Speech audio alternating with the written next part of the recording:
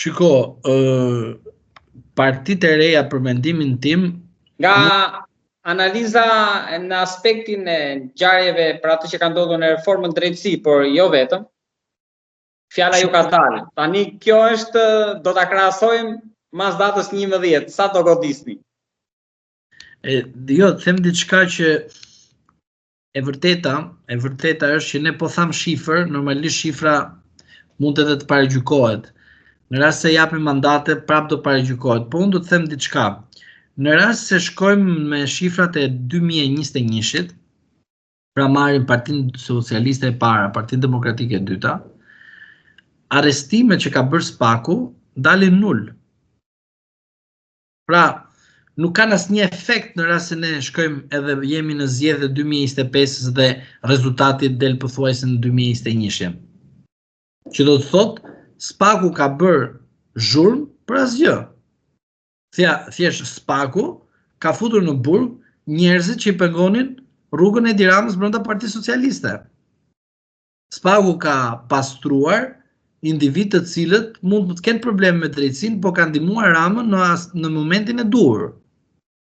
Dhe ky është një tregues i qartë që Partia Socialiste në rastin e mandateve tani do ketë një problem të brendshëm.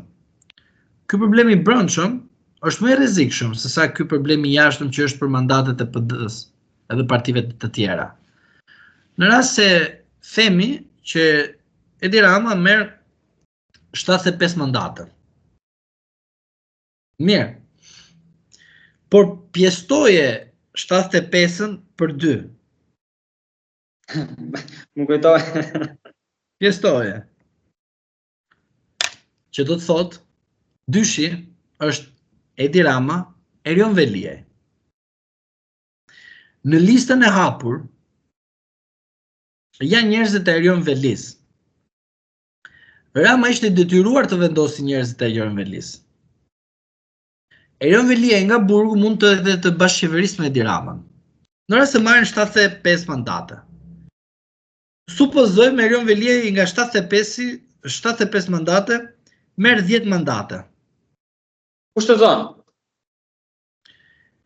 Bashkëqeverisë gjithashtu edhe e rrëzon qeverinë. Në rast se kemi këtë skenar. Sepse politika çfarë ka? Ka numrat, lej platformat të gjëra. Ka numrat, ka statistikat. Pra kemi përqindjen, konvertohet me mandate. Dhe bëhet përkthimi politik. Pra Rama merr 75 mandate bashk me Erion Velin. Erion Velia burgaxhi, edhe i thot Ramës, o më nxjerr nga burgu, o të rrëzoj qeverinë.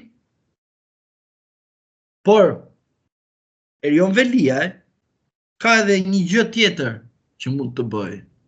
Ktu kemi parë që Ilir Meta ka mbajtur në krah edhe është bërë gomardare e 2009-s që bërë koalicion me Berishën.